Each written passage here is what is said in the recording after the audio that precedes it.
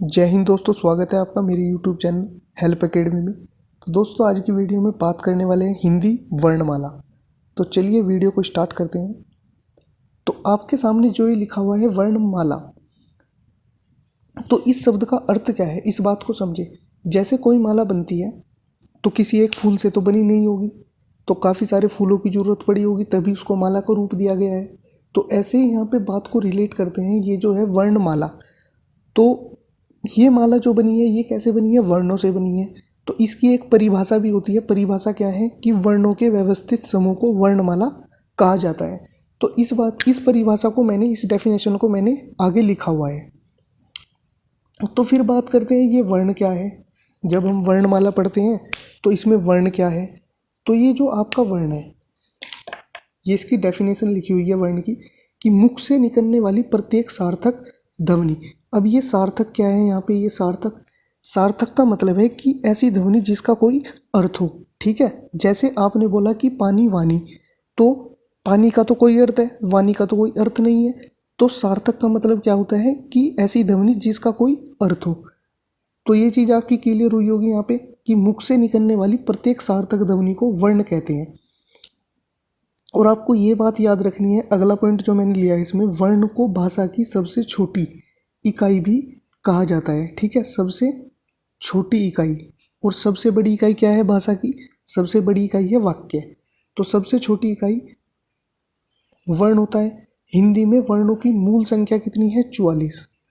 तो ये चीज़ आपको याद रखनी है। यहाँ से डायरेक्ट क्वेश्चन बनता है कि हिंदी में वर्णों की संख्या कितनी है। तो कुल संख्या जो है आपकी वो कितनी है, 52, और मूल संख्या कितनी है, 44। अब ये बात तो आपने समझ ली कि ये वर्ण जो है कि मुख से जो ध्वनि निकलते हैं उसको ही क्या बोलते हैं, वर्ण कहते हैं। ठीक है, जो मुख से ध्वनि निकलती है उसको ही वर्ण कहा जाता है। अब ये वर्ण आया कहाँ से, इसकी जरूरत क्यों पड़ी हमको। तो शुरुआती दौर में क्या था कि लोग जो थे वो जंगलों में रहते थे, और वो किसी भाषा का प्रयोग न करके कौन सी भाषा का प्रयोग करते थे, इशारों में बात करते थे। ठीक है, तो जब वो इशारों में बात करते थे तो उनको लगा, उनके मन में जो भी विचार आते थे वो प्रकट उन कर नहीं पाते थे सही तरीके से। तो उनको धीरे धीरे लगने लगा कि हाँ भाई, ऐसी मतलब कोई भाषा होनी चाहिए। तो उन्होंने क्या करा, धीरे धीरे वॉइस को क्रिएट करना शुरू किया। तो उन्होंने कुल ऐसी कितनी ध्वनि, 52 ध्वनियों का निर्माण किया उन्होंने। तो जैसे मैं आपको बोलता हूँ, उन्होंने बोला ऐसे ए, तो ए को उन्होंने एक आकृति दी। इस ध्वनि को, जो ये ध्वनि है ए, इसको एक आकृति दी, उसको ये वाली आकृति दी ए को ऐसे। तो ऐसे हमारे वर्ण आए। तो कुल कितनी, 52 ध्वनियों का उन्होंने निर्माण किया। तो ये बात आपकी समझ में आई होगी। तो इसमें क्या होता है, हमारा वर्ण जो हमारा होता है वो क्या होता है, ध्वनि का लिखित रूप होता है। जो हमने ध्वनि बोली उसको लिखने के लिए किन चीज़ों की जरूरत पड़ती है, तो उसका लिखित रूप क्या है, हमारा वर्ण है। ठीक है, तो वर्णमाला, तो नीचे पॉइंट लिखा हुआ है। तो वर्णमाला की जो हमारी डेफिनेशन बनती है वो क्या बनी कि वर्णों के व्यवस्थित समूह को क्या कहा जाता है, वर्णों के व्यवस्थित समूह को क्या कहा जाता है, वर्णमाला कहा जाता है। मैं बार बार बता रहा हूँ, ये डायरेक्ट क्वेश्चन पूछा भी जाता है कि वर्णमाला में वर्णों के समूह को क्या कहा जाता है। ठीक है, तो ये क्वेश्चन बनता भी है। तो 4 ऑप्शन दे देगा आपको, और इनमें से एक क्वेश्चन ये अपना ऑप्शन में फंसा दे देगा, व्यवस्थित समूह। या एक और है कि समुदाय। ठीक है, वर्णों के समुदाय को क्या कहा जाता है, वर्णमाला कहा जाता है। तो ये भी ऑप्शन में देता है। अगर व्यवस्थित दिया तो समुदाय नहीं देगा, अगर समुदाय दिया तो व्यवस्थित नहीं देगा। ठीक है, अब ये आगे समझते हैं, ये मैंने क्या लिखा हुआ है। तो मैंने अभी आपको बताया कि जो वर्णों की संख्या है, वर्णों की संख्या मैंने आपको बताई कितनी है, टोटल 52 है। ठीक है, 52 हमारे वर्ण है। तो वर्णमाला से जो जो डायरेक्ट क्वेश्चन बनते हैं यहाँ से सीधे, वो मैंने यहाँ पे लिए हुए हैं सारे। तो वर्णमाला, वर्णों जो हमारे वर्ण है, वर्ण कितने हैं, 52। तो वर्णों के हमारे कितने भेद हैं, वर्णमाला के हमारे 2 भेद हैं। ये भी क्वेश्चन बनता है। ठीक है, कि वर्णमाला में वर्णों के कितने भेद हैं। तो वर्णों के 2 भेद हैं, एक है स्वर, एक है व्यंजन। और जो हमारे स्वर हैं, स्वर की संख्या कितनी है, 11। ठीक है, स्वर की संख्या, ये मैंने आगे संख्या लिखी हुई है इनके। और जो व्यंजन है ये हमारे 39 होते हैं। अब आपके मन में आ रहा होगा कि 11 और 39 ये तो 50 ही हो रहे। तो आप अब मैं क्या बता रहा हूँ आपको कि वर्णों की संख्या कितनी है, 52। तो दो और अलग से होते हैं, वो मैंने इसमें नहीं लिए, वो मैं आपको बता दूंगा कि दो में क्या है। उनको अयोग वाहक बोला जाता है, ठीक है, अयोग वाहक। तो चलिए, ये आपका लिखा हुआ है आधुनिक वर्ण। तो पहले आप ये समझ लीजिए स्वर और व्यंजन है क्या। तो मैंने इसका अलग से नोट किया हुआ है, तो मैं उसको बता दूंगा आपको। तो यहाँ पे आपके सामने लिखा हुआ है वर्णमाला के भेद। तो वर्णमाला के दो भेद मैंने आपको बताए हैं अभी। एक तो स्वर, स्वर की अगर मूल संख्या पूछेगा तो कितनी है, 11, ठीक है। ये दो क्या है, ये मैंने वही चीज़ लिखी है जो मैं वहाँ पे बता रहा था कि ये दो क्या है, ठीक है। तो स्वर होता क्या है, स्वर को समझो भाई। हमारे वर्ण थे, ठीक है, वर्ण कितने थे, 52। उनको भी दो अलग अलग भागों में डिवाइड कर दिया, एक स्वर में एक व्यंजन में। ऐसा क्यों हुआ, तो इस बात को यहाँ पे समझो। अब जो हमारे स्वर हैं, स्वर क्या होते हैं, तो इसमें डेफिनेशन में लिखा हुआ है कि जिन वर्णों का स्वतंत्र उच्चारण होता है, मतलब जिन वर्णों का स्वतंत्र उच्चारण होता है तथा जिनके उच्चारण में किसी अन्य वर्ण की सहायता नहीं ली जाती, उन्हें स्वर कहते हैं। तो इस बात का मतलब क्या है यहाँ पे, वो मतलब समझो। मतलब ऐसे वर्ण जो हमारी वॉइस क्रिएट होती है वो किससे होती है, हवा के प्रेशर से होती है। तो हवा, ऐसे वर्णों में जिनमें हवा का प्रेशर मतलब सीधा निकल जाए, मतलब कहीं पे प्रेशर लो, कहीं पे प्रेशर हाई होता है, तो जिनमें प्रेशर समान बना रहे और डायरेक्ट एकदम से निकल जाए हवा, तो उन्हें क्या कहा जाता है, स्वर कहा जाता है। जैसे अब यहाँ पे इस बात को समझो, जो हमारे स्वर है वो कितने हैं, 11, ठीक है, 11 हमारे स्वर हैं। तो इसमें आप खुद भी बोल के ट्राई कर सकते हो, ए, आ, ई, ए, री। तो ये हमारे ऐसे करके 11 स्वर हैं, ठीक है। तो इनके उच्चारण हमें जो होता है, मतलब बिना रुकावट के होता है इनका उच्चारण, ठीक है। अब व्यंजन पे आओ। व्यंजन क्या है हमारा, तो जिन वर्णों का स्वतंत्र उच्चारण नहीं होता तथा जिनके उच्चारण में स्वरों की सहायता ली जाती है। ये पॉइंट क्या है, ये पॉइंट है कि जो हमारे जो व्यंजन है हमारे, इन व्यंजन को जब हम उच्चारण करेंगे, ठीक है, मुख से इनका उच्चारण करेंगे, इनको बोलेंगे, तो इनमें जो है इनकी किन की सहायता ली जा रही है, इनमें स्वर की सहायता ली जाएगी बोलने में। ये खाली नहीं बोले जा सकते, ठीक है, बिना स्वर के बोले ही नहीं जा सकते। अब व्यंजन हमारे होते कितने हैं, 39। तो मैंने कुछ लिखा है ऐसे आपको समझाने के लिए। जब मैं इसको वहाँ पे पढ़ाऊँगा तो मैं इसको विस्तार से पढ़ाऊँगा वहाँ पे। तो ये कुछ समझाने के लिए है, बस थोड़ा आप देखें यहाँ पे। जैसे कै है, कै, कै, कै, तो ये कै की जो बाद में ए की साउंड आ रही है कै में, ठीक है, बाद में कै में ए की साउंड आ रही है। यदि आप इसमें इस कै में ए की साउंड ना लाए, ठीक है, इसका उच्चारण नहीं हो सकता। बिना ए के इस कै का उच्चारण नहीं हो सकता। आप खुद मतलब मुख से बोल के देखना, इसको करके देखना, नहीं बोला जा सकता, इसका उच्चारण बिना ए के नहीं किया जा सकता। तो इसीलिए ये जो है स्वर की सहायता से बोले जाते हैं, तभी आप इनका उच्चारण कर पाओगे। इनके अगर बाद में स्वर लगा हुआ है, इसीलिए इसके उच्चारण में क्या ए की वॉइस आ रही है, क्योंकि ए क्या है, हमारा स्वर है, इसलिए ये स्वर के सहायता से बोले जा रहे हैं। यहाँ पे समझो इस बात को ध्यान से। ये जो कै है, कै, ठीक है, इसमें ए की वॉइस आ रही है, बाद में ए का साउंड आ रहा है। जब ये कै, अगर मैं इसको तोड़ूँ तो ये कैसे तोड़ा जाएगा, यहाँ पे देखो, हम इसको तोड़ेंगे, कै हलंत प्लस ए, ठीक है। अब इस कै को बिना ए के बोल के दिखाओ, ठीक है, मतलब ए का साउंड नहीं आना चाहिए, ये बोला ही नहीं जा सकता। तो जब ये बोला नहीं जा सकता, इसलिए इसको क्या कहा गया कि ये व्यंजन है, और इनका उच्चारण जो होता है वो स्वर की सहायता से होता है। अगर मैं इसको ये ए ना दे के कोई और स्वर दे दूं, जैसे मैंने इसको ई दे दिया, अब ये बोला जा सकता है, की बोला गया ना, ये बिना स्वर के बोले नहीं जाते व्यंजन, ठीक है। तो ये पॉइंट यहाँ पे समझ में आया होगा। तो अब इन दोनों का केस समझो, इन दोनों का केस क्या कहता है हमें कि जब ये है, इसको क्या बोला जाता है, अंग, अंग बोला जाता है, और इसको क्या बोला जाता है, अह। ठीक है, तो ये जो अंग है, अगर मैं इसको ए को अलग करके, ये बिंदु मैंने ऐसे रख दिया यहाँ पे, तो क्या अब इसका उच्चारण किया जा सकता है। अब इसका उच्चारण जो किया जा रहा है यहाँ पे किसकी सहायता से किया जा रहा है, इस ए की सहायता से किया जा रहा है केवल। ठीक है, तो जो इसका उच्चारण हम कर रहे हैं, इसका उच्चारण किया जा रहा है ए की सहायता से, और ए जो हमारे पास ऑलरेडी स्वर में है, ए हमारे पास ऑलरेडी स्वर में है, इसलिए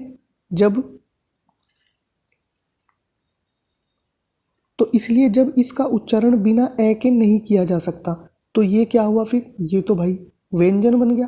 ठीक है, फिर हमने क्या करा, उन विद्वानों ने इसको व्यंजन में भेज दिया, इस बिंदु को। तो ये बात समझ में आई होगी। ठीक है, कि इसका उच्चारण जो है बिना ए के नहीं किया जा सकता। ठीक है, आप बोल के देखो, अंग, अंग, जो ये इस बिंदु की जो साउंड क्रिएट होती है वो नाक से आती है बाद में। ठीक है, ए कैसा है, कंठ से इसकी वॉइस आती है, कंठ से। तो फिर क्या हुआ कि जब इसका उच्चारण बिना ए के नहीं हो रहा, तो मतलब स्वर से इसका उच्चारण हो रहा है, इसका मतलब ये क्या हुआ, व्यंजन हुआ। तो इसको व्यंजन में भेज दिया गया, यहाँ पे इसको व्यंजन में भेज दिया गया ऐसे। अगर मैं अभी आपको क्या बता रहा था कि इस कै का उच्चारण बिना स्वर के नहीं हो सकता। आप ये इसको दे दो, इसको ये दे दो, अब क्या बन गया, ये कंग, क्या बना, कंग। तो अब इस कै का भी उच्चारण हो रहा है, इसका मतलब क्या हुआ कि ये यहाँ पे आके क्या क्या काम कर रहा है, अब ये स्वर का काम कर रहा है। क्योंकि मैंने आपको बताया कि अगर कै से ए को हटा दिया जाए, ए को हटा दिया जाए तो हम इसका उच्चारण नहीं कर सकते। तो ये आप कट कर दो यहाँ से, तो हम इसका उच्चारण नहीं कर सकते। अब मैंने कै को ये बिंदी दे दी, ठीक है, ये अपना बिंदु दे दिया, तो क्या हुआ कि इसका उच्चारण होने लगा। इसका उच्चारण कैसे होने लगा, कंग, कंग। यहाँ पे क्या था, अंग, और यहाँ पे क्या बनेगा, कंग। तो इस कै का भी उच्चारण होने लगा। तो इसका मतलब क्या हुआ कि ये तो स्वर है। अब ये क्या कर रहा था, ये जो दोनों थे, ये विसर्ग और ये बिंदु, इन दोनों का क्या क्या था कि जब ये स्वर में थे तो स्वर में तो ये कर रहे थे किसका काम, व्यंजन का। और जब ये व्यंजन में आए तो यहाँ पे ये क्या करने लगे, स्वर का काम करने लगे, क्योंकि इनका उच्चारण होने लगा इससे। जैसे इसको दे दो, अगर ख है, ख ख, तो इससे अगर ए की वॉइस हटा दी जाए, आप इसका उच्चारण नहीं कर सकते। अगर मैं इसको बिंदु दे दूँ तो ये क्या बन जाएगा, खंग, खंग, खंग। ठीक है, तो इसका उच्चारण होने लगा अब। तो इसका मतलब क्या हुआ, इन्होंने यहाँ पे आके क्या करा, स्वर का काम किया, और स्वर में इन्होंने क्या करा, व्यंजन का काम किया। तो फिर इनको हमारे विद्वानों ने क्या करा, इनको इनसे दोनों से ही अलग कर दिया। ना तो इनको स्वर मानना, ना इनको व्यंजन मानना। ठीक है, ना इनको दोनों को स्वर मानना, ना इनको व्यंजन मानना। तो इनको माना क्या गया, इनको माना गया अयोग वाह, अयोग वाह।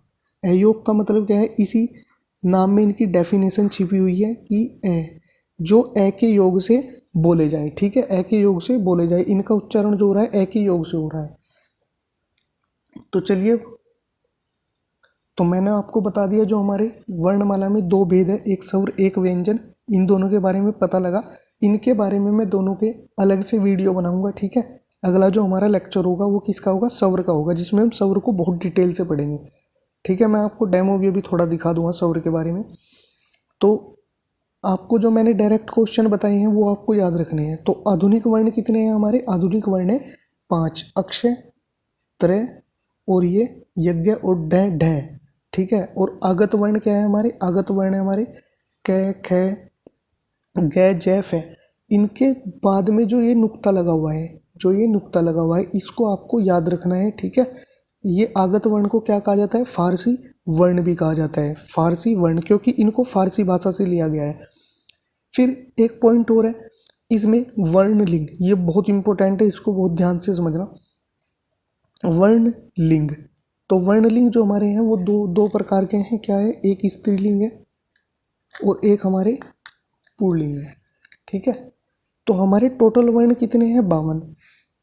टोटल वर्ण है हमारे 52। उनमें से क्या है?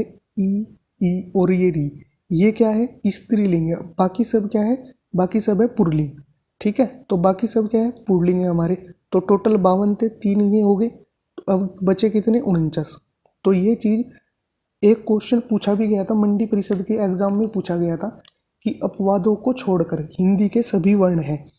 तो अपवाद क्या है? अपवाद आपको पता होना चाहिए। अपवाद क्या है? जैसे ये हमारे 52 वर्ण है, 52 वर्ण थे, तो इनमें से क्या हुआ कि 49 एक लाइन में चल रहे थे, एक ही लाइन में चल रहे थे, और ये जो 3 थे ये अलग लाइन में चले। ठीक है, तो जिधर ज़्यादा संख्या थी उधर ज़्यादा मान्यता दी जाएगी। ठीक है, और जो ये थे 3 थे इनको कम मान्यता दी गई। तो इस बात को अब यहाँ पे समझो, ये क्या हुआ फिर? अपवाद। तो ये फिर हुए क्या? हमारे अपवाद। अब क्वेश्चन क्या पूछा गया था कि अपवादों को छोड़कर हिंदी के सभी वर्ण हैं। तो इसमें अपवाद क्या है? पहले तो आपको अपवाद पता होना चाहिए कि अपवाद क्या था। अपवाद थे हमारे ये ई और ये री। तो बाकी इनको छोड़ दिया गया और 3 को, बाकी क्या है हमारे पास? पुल्लिंग। तो ये बहुत से लड़कों ने ये क्वेश्चन गलत भी किया। ठीक है, तो इसका क्या आंसर हो जाएगा हमारे पास? पुल्लिंग। तो अपवादों को छोड़कर हिंदी के सभी वर्ण क्या है? पुल्लिंग है। अपवाद मैंने इसका बता दिया अपवाद क्या है। तो चलिए अब आगे चलते हैं। तो वर्णमाला, वर्णमाला में जो जो हमें पढ़ना है इसमें, तो हम स्वर, जो मैं कह रहा था आपको कि स्वर का मैं अलग से लेक्चर लूँगा, तो कल को जो है स्वर ही मैं पढ़ाऊँगा। तो स्वर जो है हमारे, हम देखेंगे कि कितने टाइप से हमारे इन 11 में कितने टाइप के स्वर हैं। ठीक है, तो उत्पत्ति के आधार पर मैं पढ़ाऊँगा। उत्पत्ति के आधार पर हो गया एक आपका, एक हो गया कालमान के आधार पर हो गया। ठीक है, एक है उच्चारण स्थान के आधार पर, कि जो हमारे स्वर हैं इनका उच्चारण कहाँ कहाँ से होता है। ठीक है, कंठ से होता है, मूर्धा से होता है, तालु से होता है, ओष्ठ से होता है। ठीक है, एक है जीभ प्रयोग के आधार पर। तो जीभ प्रयोग का क्या मतलब है यहाँ पे कि जो आपकी जीभ है उसका कोई वर्ण बोलते हैं तो कौन सा हिस्सा काम करता है? अग्र हिस्सा काम करता है, मतलब अगले वाला या बीच वाला, जिसको एक पीछे वाला पश्च भाग। ठीक है, तो ये है ओष्ठ के आधार पर। इस ओष्ठ का मतलब क्या है? ओष्ठ के आधार पर कि जब भी किसी वर्ण का उच्चारण होगा, जब भी वर्ण का उच्चारण होगा तो ओष्ठ, जो हमारे होठ हैं, होठों की स्थिति क्या होगी, किस वर्ण में क्या होगी। ठीक है, तो इस पे भी 3 प्रकार के होते हैं हमारे। एक है मुख विवर के आधार पर। तो मुख विवर के आधार पर क्या है कि जब हम वर्ण का उच्चारण करेंगे, हमारे जो मुख है वो किस वर्ण में कितना खुलेगा, कब बंद रहेगा, कब बिल्कुल हल्का सा खुलेगा, तो ये है उसके आधार पर। मैं वहाँ पे आपको सब बता दूंगा। एक है आपका जाति के आधार पर। ठीक है, तो फिर है आपके व्यंजन। व्यंजन में हम क्या क्या पढ़ेंगे? एक तो सामान्य आधार पर व्यंजन, एक संयुक्त ध्वनियाँ। ये संयुक्त ध्वनियाँ जो है ये बहुत इंपॉर्टेंट टॉपिक है और इससे क्वेश्चन बनता भी है। ठीक है, एक है पर्यतन के आधार पर। तो पर्यतन के आधार पर पढ़ेंगे, एक घोष नाद गूंज के आधार पर, एक है अपना प्राण के आधार पर, एक है उच्चारण स्थान के आधार पर। ये उच्चारण स्थान के आधार पर मैंने भी बता दिया आपको। एक है विशिष्ट वर्ण के आधार पर। तो एक क्वेश्चन और पूछा जाता है जो मैंने लिया हुआ है, तो ये क्वेश्चन पूछा जाता है कि उच्चारण के आधार पर वर्ण हमारे हैं कितने। ठीक है, तो उच्चारण के आधार पर वर्णों की संख्या कितनी है? तो आप उत्तर दोगे 45। ठीक है, एक पूछा जाता है लेखन के आधार पर, वो मैंने आगे लिखा हुआ है, उसका भी मैं आपको बता दूंगा। तो कल को जो हम स्वर पढ़ेंगे, यहाँ तक बात समझ में आई होगी सब सारी बातें। तो कल को जो हम स्वर पढ़ेंगे, एक बारी स्वर आप देख सकते हो, मैंने लिखा हुआ है, ये मैंने स्वर लिखा हुआ है। कल को मैं इसके बारे में पढ़ाऊंगा। ये सब है उत्पत्ति के आधार पर है, मूल स्वर है, संधि स्वर है। ठीक है, कल मैं इनके बारे में बताऊंगा आपको, तो बहुत आसानी से इनको समझाऊंगा आपको ताकि याद हो जाए। तो जय हिंद दोस्तों, मिलते हैं अगली वीडियो में। और जो नए हैं तो चैनल को सब्सक्राइब कर लेना और साथ में बेल आइकन दबा लेना। ठीक है, और किसी को मैथ और रीजनिंग की वीडियो भी हमारे यूट्यूब चैनल पे पड़ी है, तो वहाँ से भी आप प्ले लिस्ट में जाके देख सकते हैं। तो चलिए मिलते हैं अगली वीडियो में। जय हिंद।